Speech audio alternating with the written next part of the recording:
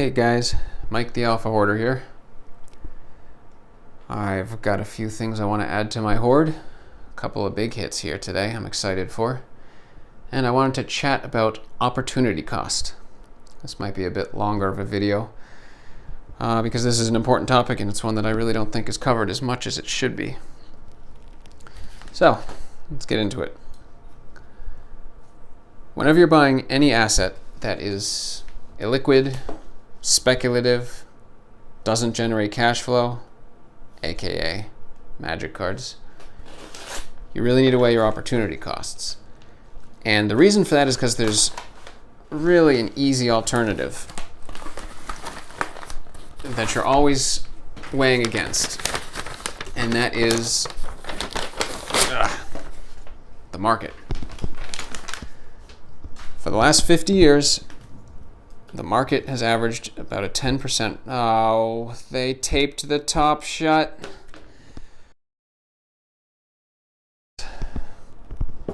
Sorry.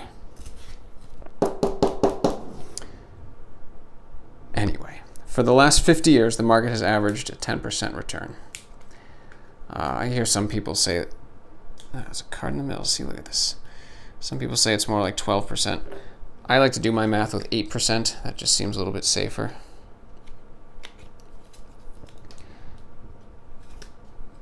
But here's the thing about compound interest.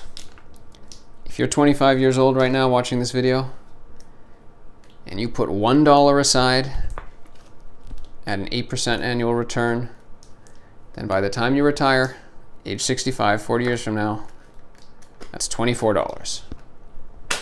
I know, 24 bucks, not very exciting. But you got to think through this for a minute. If you put $1,000 down right now and then never invest in anything else again, that's 24 grand. So in some ways, that's kind of incredible. But, you know, I get it, not life-changing. But think this through with your budgeting. So every single dollar that you spend on anything is $24 that you are pulling out of your eventual retirement wealth. There's a 24x multiplier there. Are you putting that dollar to use that's going to outweigh that multiplier?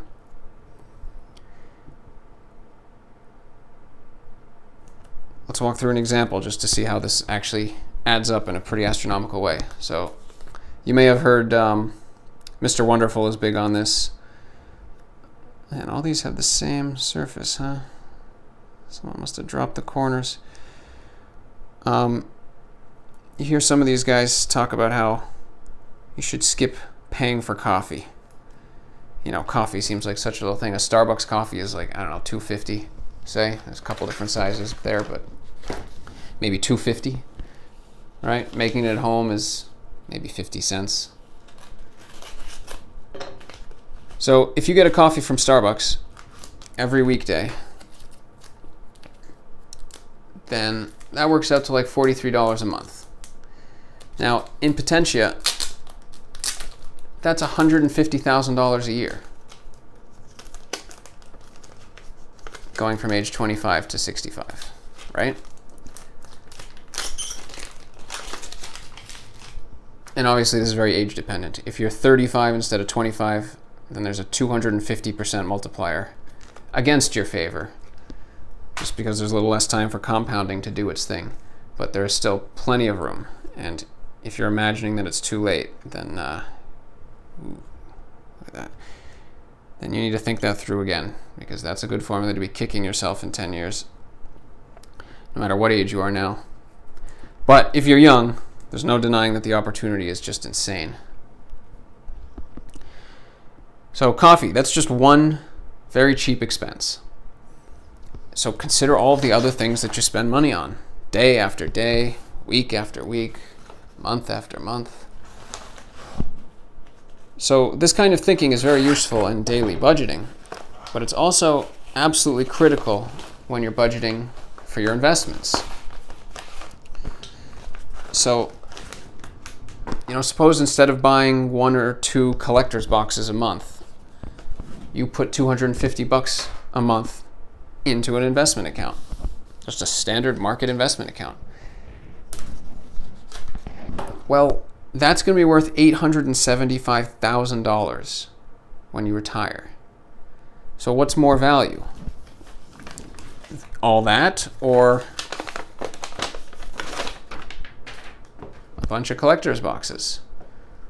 It's hard to say. I'm not saying that one's the right answer, one's the wrong answer. I'm just trying to make sure that you have a sense of the math that's involved and the way these numbers start to compound. Because especially with speculative pop culture stuff, the longer the time horizon, the more uncertainty there is. It's increasingly risky over time. Now, it's reasonable to point out that not everything in life is about your retirement account. What if you need cash flow sooner? What if you're older than 25? Well, there's other things you can do with your money that are much more standard. Suppose our 25-year-old takes $1,000 a month and puts that aside for 5 years. So, that might be rough, but anyone in the middle class, I think, could probably pull that off if they adjust some of their habits, junk your car and sell your car and get a junk car and drive that around for a while that has no car payment on it. Don't go out quite as often. Curb your discretionary habits a little bit. You can come up with $1,000 a month. Well, after 5 years, at 8% return, you'll have $73,000. That is enough for a down payment, conventional 30-year loan on a $350,000 house. Now, I'm in New York, so those are New York numbers. But that's probably for the better because other places tend to be cheaper, and cheaper just means you can do all this faster. So my 25-year-old put $1,000 a month aside. 5 years later, he's got the down payment for a $350,000 house. He's only 30 years old. He's got his first investment property. Suppose that property cash flows $1,000 a month after expenses, accounting for vacancy. So that's quite reasonable. Well, when he gets to the age 65, that property will have generated for him $420,000 in passive income. And he'll be sitting on a paid off $350,000 house with 35 years of appreciation on top of it. So that's another way. It's another way where you can have money coming in that pays the bills or perhaps lets you shorten your hours at work so that you can have a side hobby, a side hustle. Okay, I gotta look at all these closer. I'm just getting them all of their cases here, but these are some clean looking cards today. Whew, the Horde is going to be happy today. He forgot to include a card, he said. Alright, whatever. Deal with that later. So the straight opportunity cost definitely needs to be considered because there are much more standard ways of investing money that produce very good results, really, if you're disciplined about it and careful about it. So you need to have a reason for taking it another way. Now, there's also an opportunity cost in terms of your liquidity, and there's a time opportunity cost. And I want to just mention both of those quickly because that's important also. But why don't we just pause for 1 minute to see what we got here, because this is quite a stack.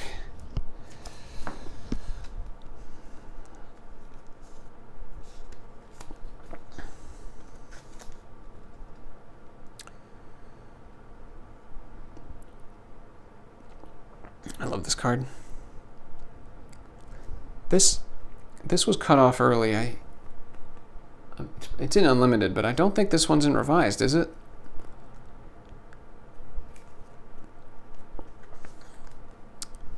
And yet it's one of those cards that just it's super cheap. Fireball, this is a nice one. If I remember, the main issue here was the centering. Oh, beautiful. That is a beautiful one. There's something about the old school ink. You know, the artifact color, red, the green, even the black has like a shine to it. Just love it. Nothing like it. Hill Giant. I always pick up this guy when I can. He's one of these cards that you can still find him for near mint for between $35 and $50. And I really believe these are minimum $100 cards. I mean, obviously, but you know, even these are minimum $100 cards. That's what I think. So $35, that's just not right. Ooh, nice shatter.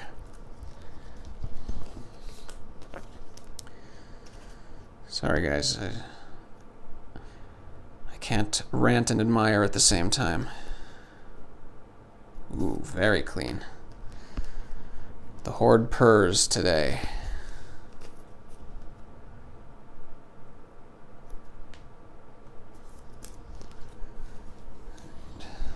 These all seem to be the quality advertised. I'll take a look at that one. Playgrounds. Frozen Shade. Skeletons. Lovely. Let's see how the wall looks. The pricing on the walls jumped in the last couple of weeks. Maybe last 2 months or so. They were priced too low. You know, they're all uncommons except the Wall of Wood. But that seems to have been priced into the market more recently, so I don't think those are so far off. All right. I really want to open this one. This is a good one. All right, so where was I? Right, so there's an opportunity cost of time and liquidity. So it's not just about what your money could do if it was sitting in a market, right? There's more to that equation. So think about the opportunity cost of your attention, right? How far might you get in your career if instead of spending, 12 hours a week, doing a magic side hustle, what if you spent those 12 hours just at your job, being the first one in and the last one out? I had to pull the citation for this, but according to the U.S. Department of Labor current population survey of March 2003,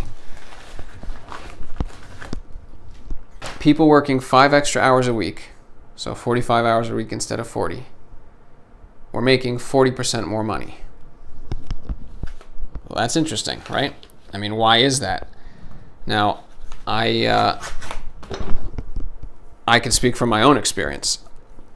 I mean, when I find someone who is actually willing to go above and beyond,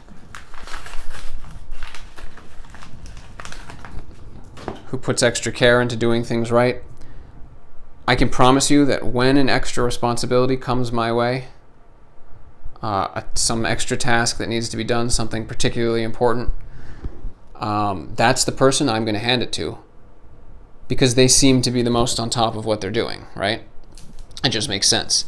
And then if they can deliver on that opportunity, on that task for me, who do you think I'm going to when another one comes up? Them. And if they've done that a couple of times, that is so rare that I guarantee you a raise is going their way. And even if your boss is sort of, well, I won't say anything rude, but even if your boss is unpleasant, if a raise opportunity does come up, who's going to get that raise? The person that's always in there first and out last and is taking on the responsibilities that come up? Of course, right? If you haven't been in a position of hiring people or running a business, you probably don't appreciate how hard it is to find people that give a crap and do a good job. So there is an opportunity cost there. If you decided to take even 5 hours, but say the time that's going into a hobby like this, if you decided to take that and instead make yourself the most valuable person in your department, your whatever, there's a very reasonable chance that that would pay off a lot in the long term. Ooh, here we have it, people. That. No, those are the big boys. Okay, I'm gonna have to pause again to take a good look at these.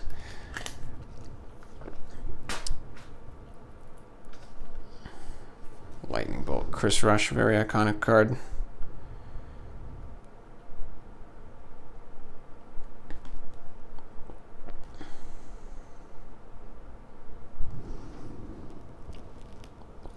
All right, these all look nice. Give these a quick look, and then we'll take a look at the mother load up there. So you got your financial opportunity cost that you need to consider. You've got your time opportunity cost that you need to consider. Time is finite. You only have so much time, you only have so much energy, you only have so much attention. And depending where you spend it,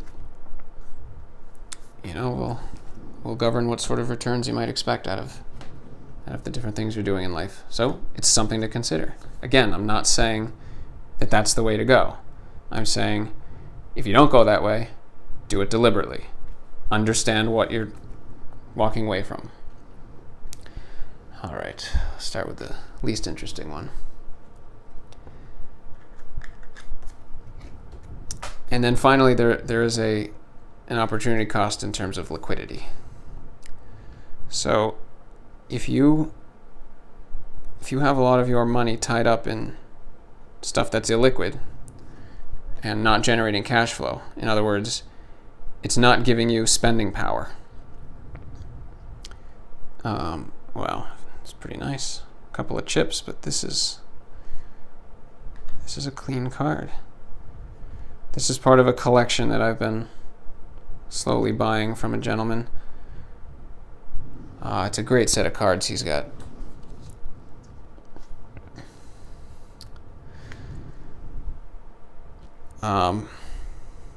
Sorry, I lose my train of thought when I start staring at these.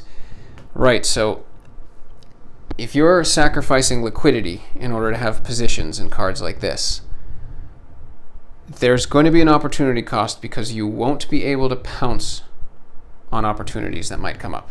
And opportunities come up all the time, you know. But I'll give you an example. I made a massive move into Bitcoin in 2020. I dumped a whole pile of capital into it as the price was crashing below 5,500. And that turned out to be very good for me. And the reason I was able to do that is because I made sure that I had capital put aside. You know, things in my world were going to shit. But I had planned ahead. You know, not for a pandemic, obviously, but I had planned ahead in terms of having the ability to invest. I also bought my Alpha Lotus later that summer at great discount. And if all of my sort of liquidity had been tied up, if I didn't have liquidity because my money was tied up in things like this, I wouldn't have been able to make those moves. This is lovely. Beautiful card, except for the centering. This is just fantastic. Mark Teeden, epic, iconic, playable card. I just love these. I wish I could have a pile of these, but they are just priced out on that.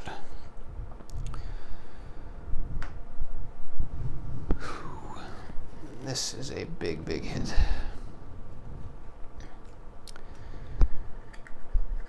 So anyway, the point of all this is,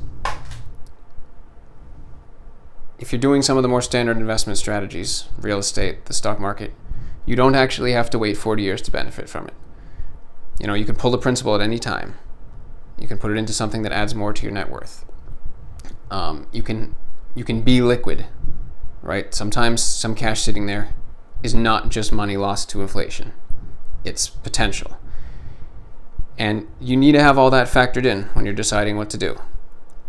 You know, having positions in this stuff is great, but if it means you're going to lose out on the opportunity to move a lot of capital quickly for a rare opportunity, well, that's something you should account for. So really, my whole point here is not to say not to buy into stuff, right? I mean, obviously I'm buying into stuff. My point is to say, be deliberate about it, right? Be smart. When you're building a position in speculative investments, you have to budget. You have to make sure you maintain liquidity and cash flow. Don't sacrifice those things in order to do this, because the opportunity cost is just too high. Okay. I need to take a deep breath. This card almost requires gloves. I probably should have put gloves on. The Doppelganger. One of my favorite cards. Absolutely iconic art. Such a loved card. She is impossible to find. You can watch the market for her all day, and HP copies will show up now and then, but even a completely beat to hell copy is going to be in the thousands, and a very nice copy, especially a centered one, this one is a little off right left, is just astronomical. I put her on the same level as Shivan Dragon. Just not a card you're going to find easily. And man, what a beauty. This is just fantastic. I am so excited to have her. Absolutely beautiful. Wow. All right, this video is getting long. Let me wrap up and call it a night. So, yeah, this stuff is speculative, right? Now, some speculations are going to pay off, and that payoff will offset the failures. And I think the biggest payoff, personally, is going to be the ABU stuff, the really old stuff. But me personally, I keep this whole sector a small percentage of my net worth. It is an amount of money that I'm willing to gamble. I'm willing to gamble the opportunity cost in favor of the, to play for the speculative win condition, so to speak. Right? Like, I have done the math to understand what the opportunity cost here is, and I am willing to gamble that cost against the upside potential of the speculation. But I've done that math, right? And then the other thing that I do think is important to say is this stuff makes me really happy. Like just looking at this mat here of cards, just these two together, this just makes me happy. And there's something to that, right? Like there's no point in having a gigantic retirement account if you're not happy. If the whole journey there was a miserable one, obviously. So in the final accounting, you want to be deliberate. You want to understand the math, and be aware of how the choices you make now, even with small dollars here and there, affect your path to wealth. Remain liquid, have cash flow, and only after that, consider the MTG finance space. Budget for it with a careful eye on the opportunity cost, both of your time, your liquidity, and compound interest. I appreciate you watching this video today. If you liked it, you can help the channel grow by getting a tattoo across your face with my channel's logo on it. See you next time.